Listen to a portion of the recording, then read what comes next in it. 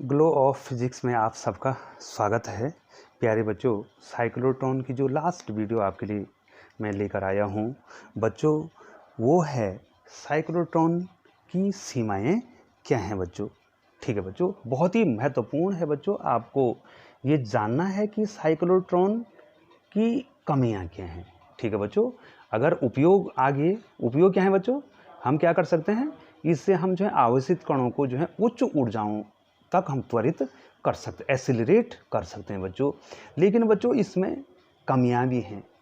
ठीक है बच्चों, उस कमियों को हमने इस लास्ट वीडियो में आपको बताना है बच्चों। तो पहला पॉइंट है, इसका महत्वपूर्ण पॉइंट है, अब आपको ध्यान देना है बच्चों। इसमें पहला महत्वपूर्ण पॉइंट है, मैं पहला पॉइंट इसमें डिस्कस करूंगा, ये मार्क कर रहा हूं पहला पॉइंट।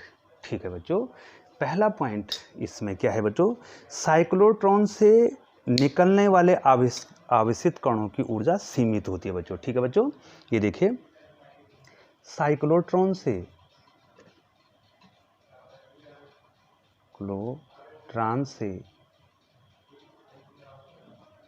वो मैंने इससे पहले गतिज ऊर्जा आपको बताई थी बच्चों, से निकलने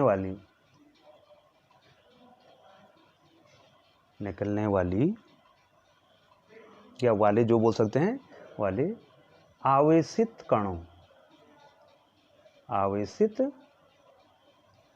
कणों की ऊर्जा सीमित होती है।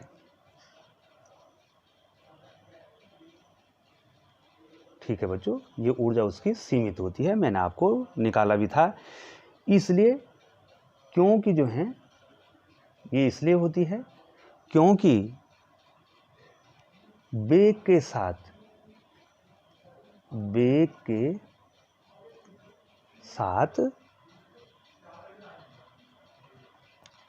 कण का जो द्रव्यमान है, कण का द्रव्यमान बदलता है।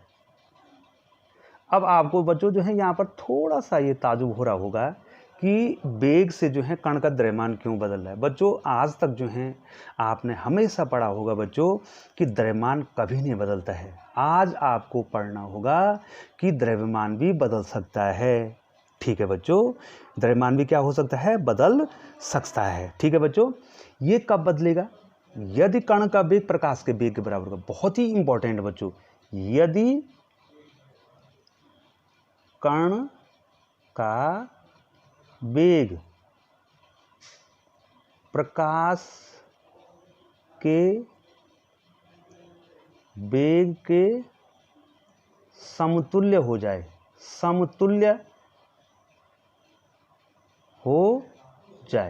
अब मैं इस समतुल्य पर ध्यान दूंगा बच्चों। समतुल्य का मतलब बराबर थोड़ी नहीं है। प्रकाश का वेग जो है 3 × 10⁸ है। अगर जो है ये आवेशित कणों का वेग 10⁵ हो जाए, 4 हो जाए, 6 तक भी हो जाए, तो बच्चों इस स्थिति में उसका मास बदलना शुरू हो जाता है। और ये है बच्चों बहुत ही महत्वपूर्ण जो है आइंस्टीन का जो सापेक्षता सिद्धांत है। ठीक है बच्चों, यहाँ पर वो काम आएगा बच्चों, आइंस्टीन के सापेक्षता के सिद्धांत, general theory of relativity. Einstein का सूत्र है बच्चों, आपने पढ़ा होगा बच्चों। अगर नहीं पढ़ा है तो आज आपको पढ़ना पड़ेगा। आइंस्टीन का सापेक्षता आइंस्टीन के लिख दीजिए बच्चों, सापेक्षता सिद्धांत से देखो बच्चों, 2 द्रव्यमान होते हैं, ध्यान दीजिए, m = m0 √1 - v² और c/c²। देखो बच्चों, ये आइंस्टीन ने परिकल्पना की थी। यहाँ पर 2 द्रव्यमान है बच्चों, इधर ध्यान दीजिए बच्चों। m0 विराम द्रव्यमान है और m जो है गतिक द्रव्यमान है बच्चों। वैसे बच्चों सामान्य स्थिति में द्रव्यमान नहीं बदलता है। आप किसी को प्रकाश के वेग के समतुल्य थोड़ी नहीं फेंक सकते बच्चों। प्रकाश का वेग जो है कितना करोड़ गुना है, 10⁸ है। आप किसी को कितना वेग से भेज सकते, आपने कक्षा 11 में पढ़ा है पलायन वेग कितना होता है, 11.2 किलोमीटर प्रति सेकंड होता है ना बच्चों। लेकिन इतना वेग प्राप्त करना भी बहुत मुश्किल है बच्चों। लेकिन कभी कभी क्या होता है बच्चों, जो ये पार्टिकल्स हैं, जो चार्ज पार्टिकल हैं, जैसे इलेक्ट्रॉन है, इलेक्ट्रॉन को हम जो है बहुत ज़्यादा वेग से प्रोजेक्ट कर सकते हैं, क्योंकि इलेक्ट्रॉन का द्रव्यमान बहुत कम है। तो कभी कभी क्या हो जाता है, यदि हम बहुत ज़्यादा वेग से प्रोजेक्ट कर लें तो तब उसका द्रव्यमान बदलने लग जाता है, तब द्रव्यमान कांस्टेंट नहीं रहता। अब यहाँ पर ध्यान देना होगा बच्चों, ये भी दिखाई दे रहा बच्चों, अगर ये भी इस सी के बराबर हो जाता है, एक स्थिति है, अगर ये भी और सी बराबर हो जाएंगे तो भी बटे भी कट जाएंगे, तो एक ऋण एक कितना हो जाएगा। अब थोड़ा सा यहां देखो, यदि कंडीशन लगा रहा हूं बच्चों, यदि भी बराबर सी हो जाएगा तो भी स्क्वायर बटे सी स्क्वायर कितना हो जाएगा बच्चों, सी स्क्वायर बटे सी स्क्वायर एक हो जाएगा। अब एक और एक कितना हो जाएगा, एक ऋण एक जीरो, किसी के बटे में जीरो होगा तो वो अनंत नहीं हो जाएगा। ठीक है बच्चों, तो यहां पर क्या हो जाएगा बच्चों, m बराबर कितना हो जाएगा, m0 बटे √1 - 1, तो m0 बटे 0 ये हो जाएगा अनंत। ठीक है, मास बहुत ज़्यादा बढ़ जाए। अनंत का मतलब ये नहीं है बच्चों, अनंत का मतलब बहुत ज़्यादा, लेकिन यहां पर ये भी और सी बराबर नहीं होते हैं, समतुल्य होते हैं। अगर समतुल्य होंगे तो क्या होगा, बटे में जो है एक में से कुछ घट जाएगा, एक में से कुछ घट जाएगा तो क्या हो जाएगा बच्चों कि एक में से कुछ घट जाएगा तो m और m0 बराबर नहीं होंगे, m जो है इसका बढ़ जाएगा, मास बढ़ जाएगा बच्चों। तो साइक्लोट्रॉन की सबसे बड़ी विडंबना यही है बच्चों, क्योंकि यहाँ पर जो धनावेशित कण है वो बहुत ज़्यादा वेग से प्रोजेक्ट होता है, और बहुत ज़्यादा वेग से प्रोजेक्ट होने के कारण बच्चों उसका द्रव्यमान क्या हो जाता है, बढ़ जाता है, उसके द्रव्यमान के बढ़ने की संभावना रहती है बच्चों। अब देखो बच्चों, मैंने एक सूत्र निकाला था बच्चों, आप वीडियो को पॉज करके देख सकते हैं। पहली वीडियो में मैंने अर्ध चक्र में, अर्ध जो आधा चक्र है ना डी का, उसमें घूमने में कितना टाइम लगा वो निकाला था बच्चों मैंने, पाई एम बटे निकाला था मैंने क्यूबी। ये देखो बच्चों, ये निकाला था ना बच्चों। अब यहां से एम की जगह पे ये लिख दो, एम की जगह पे ये लिख दो बच्चों, तो कितना हो जाएगा, पाई बटे क्यूबी तो ठीक है, और m की जगह पर मैं सापेक्षता के सिद्धांत से कितना लिख दूं, m0 बटे √1 - v²/c²। अब आप ही बताओ बच्चों, ये 1 - v²/c² बटे में आ रहा है, अगर ये कम हो रहा है तो t क्या हो जाएगा, बढ़ जाएगा, t क्या हो जाएगा, बढ़ जाएगा बच्चों। यदि v बढ़ेगा तो t क्या हो जाएगा, बढ़ जाएगा। यहां पर v बढ़ने पर बच्चों ये अगर बढ़ेगा तो ये और ये बराबर होंगे, तो एक में से कुछ घटेगा, तो एक से कम होगा तो ये t बढ़ नहीं जाएगा। ठीक है बच्चों, v बढ़ने पर t बढ़ जाएगा। अब बोलो बच्चों, t बढ़ने का मतलब समझे, t क्या है, t जो है अर्ध चक्कर को पार करने में लगा समय है, और अगर ये समय बढ़ जाएगा तो वो क्या करेगा, बहुत ज़्यादा टाइम लेगा उसको पार करने में। ठीक है बच्चों, ये भी बढ़ने पर, ये बहुत की पॉइंट है बच्चों, इसमें ध्यान देना है, भी बढ़ने पर क्या हो जाएगा, टी बढ़ जाएगा, और अगर टी बढ़ जाएगा तो आवृत्ति क्या हो जाएगी, कम हो जाएगी बच्चों। ठीक है, देखो बच्चों, आवृत्ति और आवर्तकाल का आपस में क्या होता है, उल्टा संबंध होता है। यदि भी बढ़ेगा तो टी भी बढ़ जाएगा बच्चों यहाँ पे, है ना। ठीक है, तो पार करने में अधिक समय लेगा बच्चों। अब हम आपको बहुत ही इंपॉर्टेंट की पॉइंट बता रहे हैं बच्चों, जो आपको इसमें समझना है, और इसमें बार बार आपको पूछा जाता है बच्चों कि हम साइक्लोट्रॉन के द्वारा देखो बच्चों किन किन को प्रोजेक्ट करते हैं। अब ये बहुत महत्वपूर्ण है, लास्ट में बच्चों बहुत ज़्यादा जो है आपने साइक्लोट्रॉन के बारे में पढ़ लिया, बहुत इंपॉर्टेंट है कि साइक्लोट्रॉन के द्वारा इलेक्ट्रॉन को क्यों प्रोजेक्ट नहीं किया जाता है। ठीक है बच्चों, साइक्लोट्रॉन के द्वारा केवल भारी कणों को, देखो बच्चों बहुत ही की पॉइंट है,